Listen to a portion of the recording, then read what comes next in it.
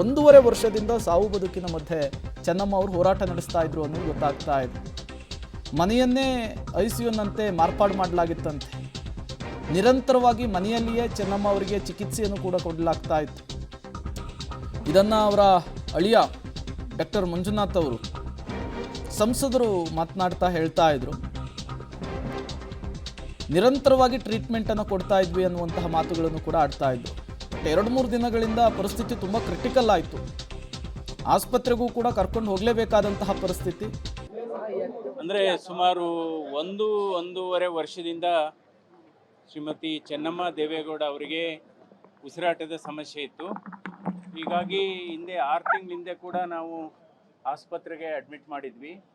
So ಅದರಿಂದ ಅವರಿಗೆ ಉಸಿರಾಟದ ಸಮಸ್ಯೆ ತೀವ್ರಗೊಂಡಿದ್ದರಿಂದ ನಾವು ಮಣಿಪಾಲ್ ಆಸ್ಪತ್ರೆಗೆ ಮೊನ್ನೆ ಅಡ್ಮಿಟ್ ಮಾಡಿದ್ವಿ. ಅಂದರೆ ಇವತ್ತು 4:50ಕ್ಕೆ ಅವರು ವಿಧಿವಶ ಆಗಿರೋದು ನಮಗೆಲ್ಲ ಬಹಳ ನೋವಿನ ಮತ್ತು ದುಃಖದ ಸಂಗತಿಯಾಗಿದೆ. ಯಾಕೆಂದರೆ ಅವರು ಮನೆಯಲ್ಲೇ ಕಳೆದ ಒಂದು ವರ್ಷದಿಂದ ಮನೆಯಲ್ಲೇ ಒಂದು ICUವನ್ನು ಮಾಡಿದ್ವಿ. ಅಲ್ಲಿ ನಮ್ಮ ಸಿಸ್ಟರ್ ಆದಂಥ ಶೈಲಜಾ ಅವರು, ಡಾಕ್ಟರ್ ಚಂದ್ರಶೇಖರ್ ಅವರು ಎಲ್ಲ ಕಾಳಜಿ ವಹಿಸ್ತಾ ಇದ್ರು. ಅಲ್ಲಿ